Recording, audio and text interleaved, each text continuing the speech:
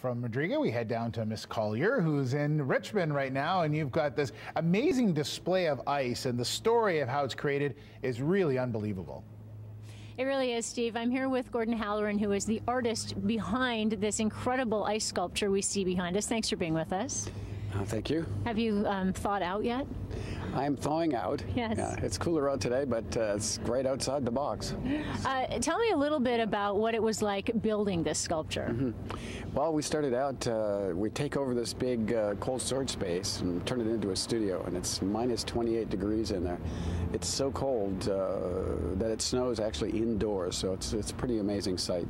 And how long can you stay inside that structure? We usually do maybe 15 to 20 minutes at a run. We stand outside and get everybody's prepared to know exactly what they're going to do. Go inside, do it, come back out, take a break.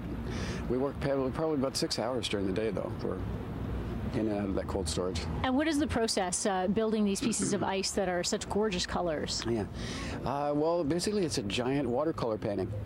We do a lot of work with just the liquids, so how we mix the color in different solutions allows us to create different crystal structures inside the work. So we'll do huge molds and fill them with different colors, and then we'll allow them to freeze at different rates, and then we'll break and cut and form those pieces and then drop them into liquid again, and then they form different directional patterns. And it takes about 6 weeks to put all these pieces together because of this, developing all that complexity that you'll see and the range of color and form. Now, what is it that you hope, the message you hope people get when they see your ice painting today? Well, I was just going to say there's a gentleman watching us as we stand here, and his first description was the word "wow," and that's usually what comes out of people's minds. You don't need any art education. I want the work to speak just kind of directly to people about the massive quality of it, this kind of magic quality of the material itself. The fact that it's ice is pretty surprising. And then just the impact of the structures and the kind of muscular weight of all of this work reminds me of a kind of glacial wall. That's really the inspiration for it all. Just before it's about to crack off and fall into water, So it's just got that texture and just all about how ice moves and breaks and forms and how color moves through it. Now, we spoke with the gentleman who was involved with the refrigeration of this earlier. What happens to the sculpture at the end? Well, at the end, it's an ephemeral art form, so we have to accept the fact that it's going to disappear. So the work will stay pretty much in a pristine state inside of this cold storage unit. And then at the end, we'll have to break it up and let it melt. So. And how was that for you as an artist? It's very sad, but at the same time, I'm usually totally exhausted. So the combination of saying, well, at least we're at the end, but then work that I think has been, has evolved over this period of time that so feels like a big jewel box and feels pretty precious to me. So it's a sad time when we have to take it down. This isn't your first Olympics. What's next for you? We have several projects on the go in different countries, in Europe, in the United States, and Canada. We want to create what I'm calling a giant ice cube, which would be a huge gallery space that would freestanding gallery space in which everybody would actually walk into that environment rather than having to stay on the outside, and a little bit more like the project we did in Torino. So really a great way to expand the art form, but also to get people more involved in it. All right, and you're opening today here in Richmond. Yes, we are at 5:30. Yeah. Well, Gord, congratulations. Thank you. Best of luck with everything, and it really is incredible. Thank you. Okay, Gord Halloran, Paintings Below Zero here, Ice Gate at the Ozone in Richmond, opening at 5:30 this afternoon. All right, Lynn, thanks very much. Great job today. We'll see you. You're going to be in North Vancouver tomorrow, checking out, and the actual torch is going to be rolling by you in the morning, so we're excited about that. Yeah, we're excited to see it in North Van tomorrow. We will accept the torch as it comes by at Lonsdale Quay. We've got lots of guests lined up for you tomorrow and some great entertainment as well. So we'll see you tomorrow morning. All right, look forward to that. Thanks very much for that, Lynn. We got a forklift coming in.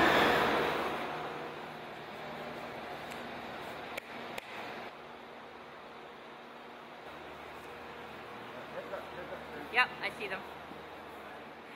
I'm hoping they'll pass by.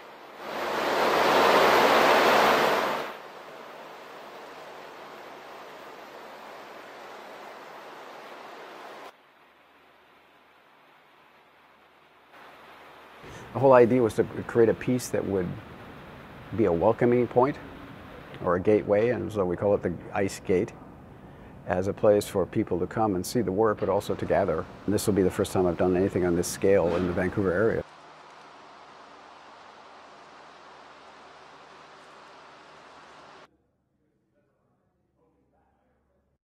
I love this stuff here. The way it works into the yellow there. It's great. The Italians love that sense of the modern in juxtaposition with the traditional.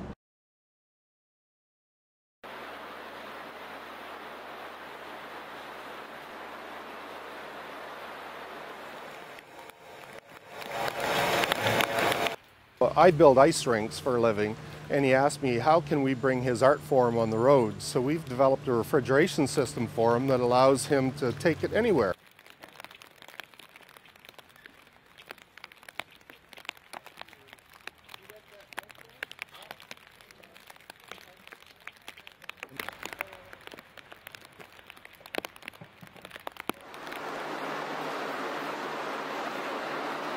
One of the difficulties is just breathing properly.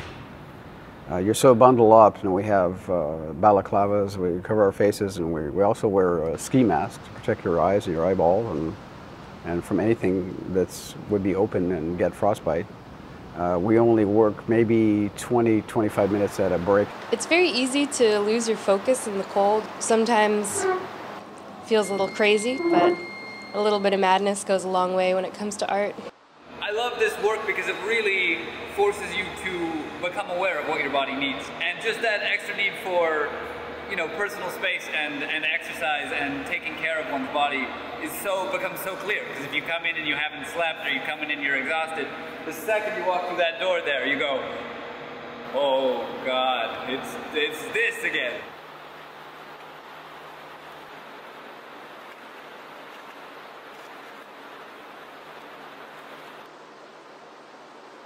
In this particular painting, I think there'll be quite a rugged surface on it. Something like a glacial wall that has been moving down a mountain and has now reached the water and is about to calve off into that water. So it has that kind of mythic quality of scale that we're trying to work with. And I think that expresses a little bit about where we come from.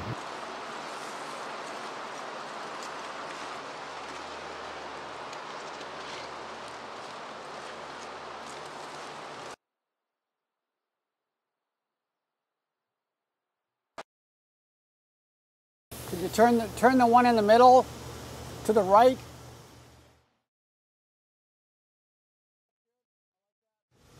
Bring the yellow one right into it.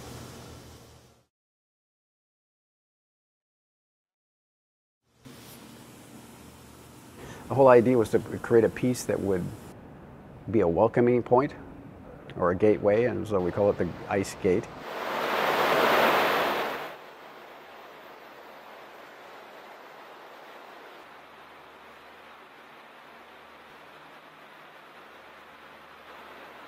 I think there'll be quite a rugged surface on it, something like a glacial wall that has been moving down a mountain and has now reached the water and is about to calve off into that water. And I think that expresses a little bit about where we come from.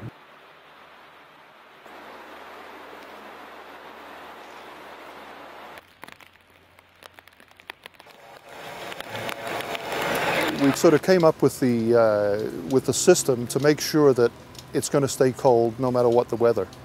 Because, you know, if it's 10 degrees outside or 0 degrees outside, we still have to maintain a relatively constant temperature inside the box.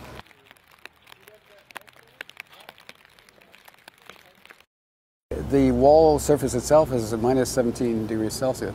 We'll wet the back surface and the ice itself at the top. Place it against the wall, and then within seconds, all of a sudden, you can sense that it is locked to the wall. And then we keep sealing it by running water around it and around it and around it to make sure that it's secure. What's really exciting is seeing it all up vertically like this, because it's so much more dramatic and intense and powerful. One of the really neat things about working on a project like this is you'd never truly know what it's going to look like until you see it. This is when it becomes really satisfying and you really get to see your work and revel in it.